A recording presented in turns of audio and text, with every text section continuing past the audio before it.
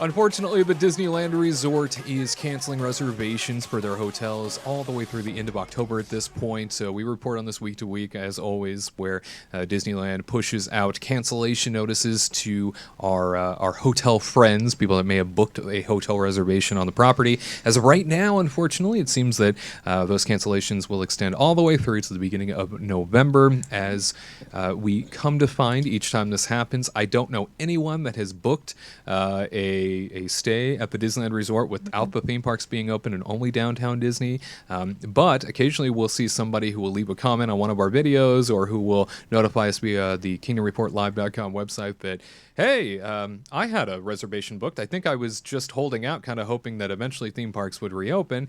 But now officially, I think with all of the back and forth on the state front and the friction that continues to exist there, Disney's just pulling the plug on the rest of October.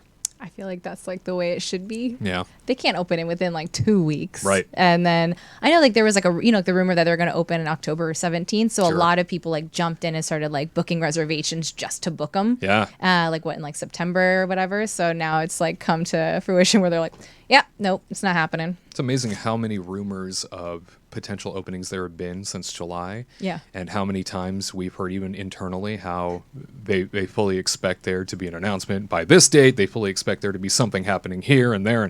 And each time it's gotten kicked down the road and pushed out. And here we are again. The rest of October completely canceled for hotel reservations at the Disneyland Resort. It's heartbreaking. It is. It is. Well, the community has come together to rally for the Disneyland Resort. Saturday, October 17th, the morning, they decided to join with one another, the community that is, in front of the Disneyland Resort to sort of rally for the return of the theme parks.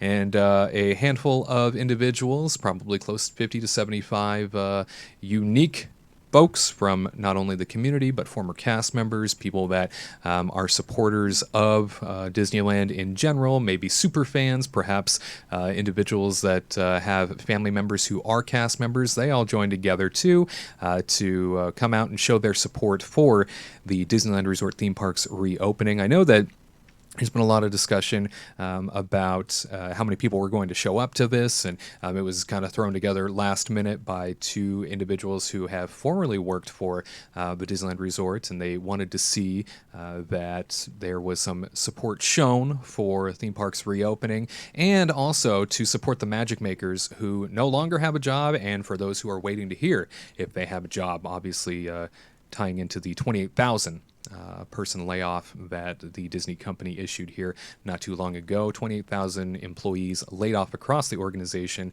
little over 8,000 of which happened at the Disneyland Resort. Congratulations to the community for coming together and showing their support for not only the theme parks, but also the many cast members that have been affected by this long-term shutdown, longer than any time in Disney's history where Disneyland theme parks have been shut down, I should say. In other news, it turns out that, the Disneyland Resort has reached an agreement with the 11 cast member unions, making a very quick reopening possible with government guidelines. From the Orange County Register, they write, to date, 11 unions representing the vast majority of Disneyland cast members have signed agreements including health and safety measures that will allow Disneyland to responsibly bring back staff as soon as possible, according to Disney officials. Disneyland has reached an agreement with Workers United Local 50, the resort's second largest union, that will allow for food and beverage cast members to return to work, according to Disney officials. Disneyland has reached return to work agreements with 10 other unions, including Master Services Council, Independent Employee Services Association, Craft Maintenance Council, and International Alliance of Theatrical Stage Employees. So this is great news. I know that there was some legitimate concern about even if the theme parks were given the go-ahead, even if the theme parks were issued that reopening guidance, what would happen if the company had not already come to terms with the unions in terms of reopening and how they were going to do it with those unions, what they were going to offer them, how they were going to do it safely with them. They had already come to terms with a few of the unions and had already determined what they were going to sort of lay out for them, but the majority had not yet been finalized, and going even into the original opening for back in July for the anniversary that they wanted to do, most of those unions had not agreed on how they were going to be brought back, which I think to anyone from the outside looking in kind of thought, how were you planning on doing this without all of your workers agreeing that it's the right time to come back and that you're going to do it safely for them? Certainly over the course of the last several months, Disney has made all kinds of inroads when it comes to health and safety measures within their parks, really elevating the whole idea of ensuring each step is methodically placed and understood, and there isn't any concern now as to how Disney can execute a theme park reopening safely, as they have at all the Disney parks around the world at this point, as well as Walt Disney World, showcasing that they are doing it safely. They have thought of everything, even bringing in additional outside groups to come look at their safety measures and allowing them to consult further and adding even more on top of what was already there. But back in July, when they originally wanted to open, they hadn't met with a lot of these unions. They hadn't even agreed on how to re-enter them into the workforce. And I think that was on everybody's mind, is how were these people, or were they even going to come back?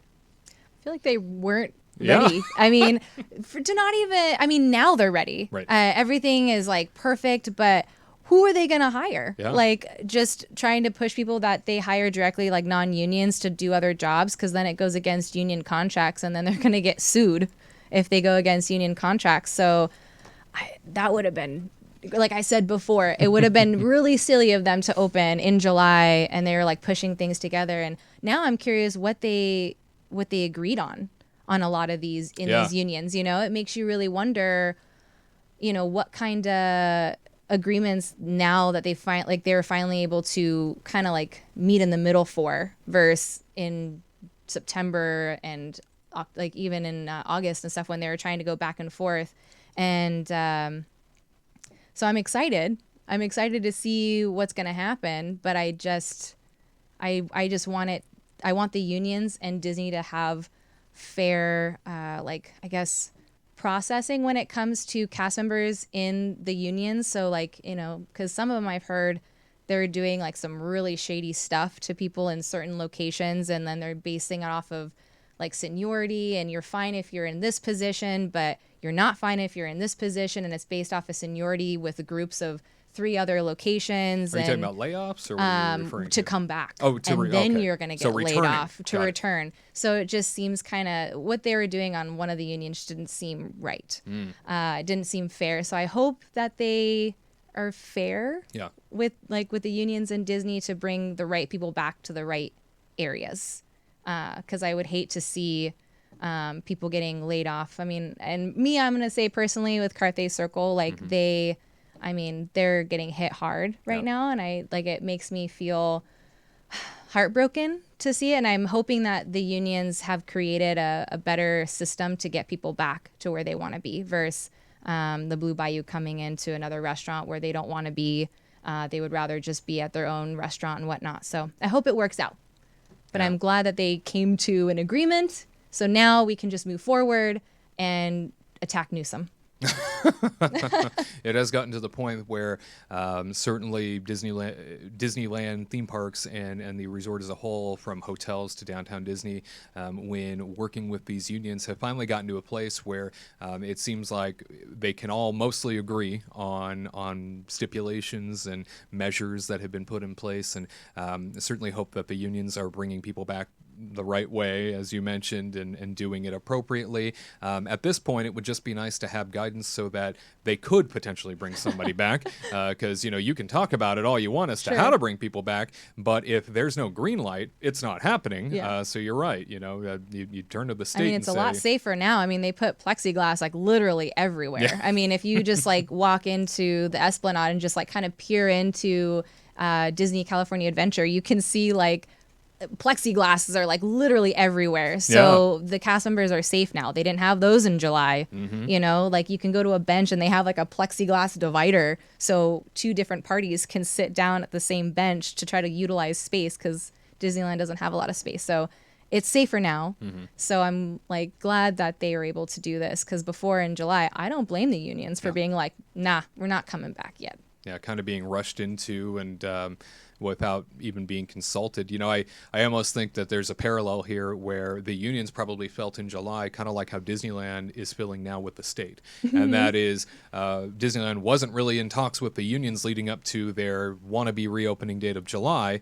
And now here we are all these months later, and the state has not been in conversations consulting Disneyland at any point. And so, I guess what goes around comes around. Right? Karma. So there you go. In other unfortunate news, it turns out that an analyst is claiming Disneyland Resort may have already lost $2.2 billion in revenue since COVID-19 has struck and closed their theme parks. This is something that came out of the Orange County Register. And an analyst for an organization outside of Disney has claimed that the resort has already lost $2.2 billion in revenue during the closure, while the downtown Disney district has reopened to guests. Parks and resort hotels have remained shuttered since March. This gigantic hole for the company at this point, and it could be said that the organization, leading up to this was kind of on a spending spree. I mean, they were dropping billions of dollars on acquisitions and IP and all these things. This $2.2 billion in revenue loss, majority-wise coming from theme parks, majority-wise coming from that atmosphere where for the longest time it used to be their cushion. For the longest time it used to be what they relied on to make mistakes elsewhere with. They would have the theme park revenue cushion the blow whenever a major film flopped or whenever something else in the other part of the company didn't do so hot.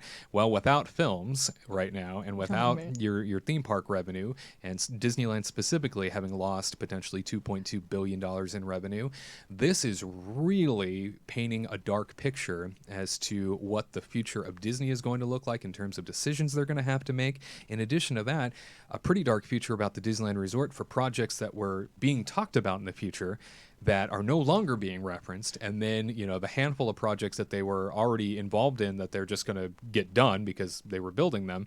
But this is painting a very dark picture. It's really sad. And just imagine, okay, Disneyland is losing $2.2 billion. How about all of Anaheim that relies on Disneyland? Right. All those hotels that are lined up down the road, all those little restaurants, all those little shops. How much are they losing? And it's just a grim picture, and I'm sad to, a lot of these things are not going to recoup for many years. Like, you're not going to make, like, when they open back up, they're not going to make money quickly. They're going to be losing it for the next, maybe 2 to 3 years, I'm assuming. And just like what happened with 9/11, not a lot of people flew, not a lot of people went out and did stuff. And how long did it take Disneyland to kind of recoup all that money that they lost and have it come back to normal again? And then this happens and we're going back at the same level. It's gonna be years and years until they're able to make money again. And then those films now are gonna be like benched probably because they can't risk losing any more money. So it's really sad. Yeah, there's very little to sustain what's already down there, and very little tourist attraction in general.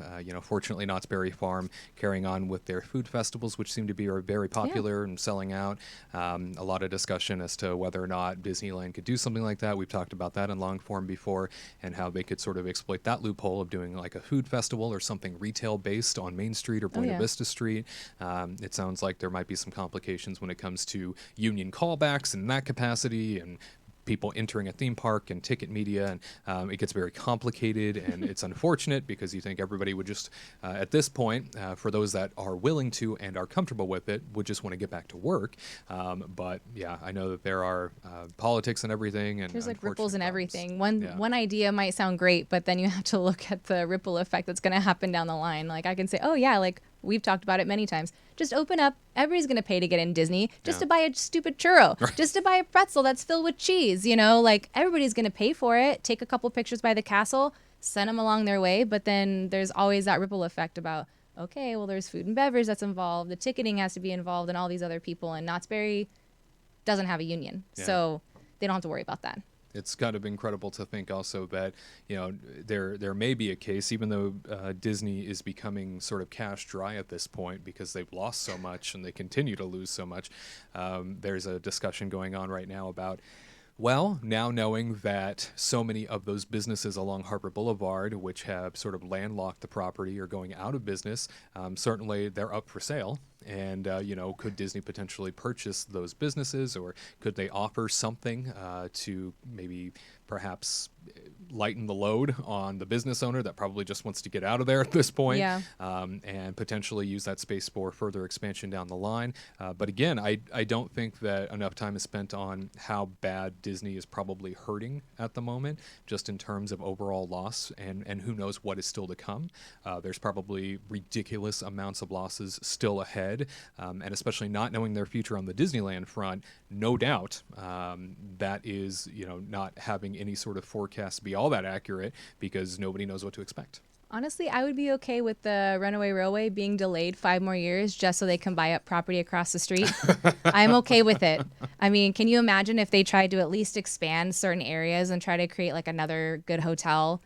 So for me, I feel like maybe Disney just has to try to figure out how to do this stuff, or like expand downtown Disney, because man, they could have made a little bit more money. I know it's probably California law, like they don't have like open cup where because no, there's no in, like there's one way in, one way out kind of thing. So if they could just expand areas where you can walk around with like alcohol or whatnot, I feel like it would be a little bit better. But then you have like problems with people like with their masks. But if they made, I'm just saying it, a pop-up tiki bar. Oh, Just saying, that would be perfect. Nice. I mean, Yeah. I would go. I would too. If the drinks were good. Like Yeah, if right. it was, if it was like not a Trader Sam's tiki bar and it was like, icky drinks, then Yeah. no. But if they did it, I think that'd be really great. But they need to create something new for downtown Disney to bring people in, because how many people can really go in to downtown Disney, eat at the restaurant, and go buy bubble wands or something, besides looking at merchandise? They're now pushing, they made that back lot area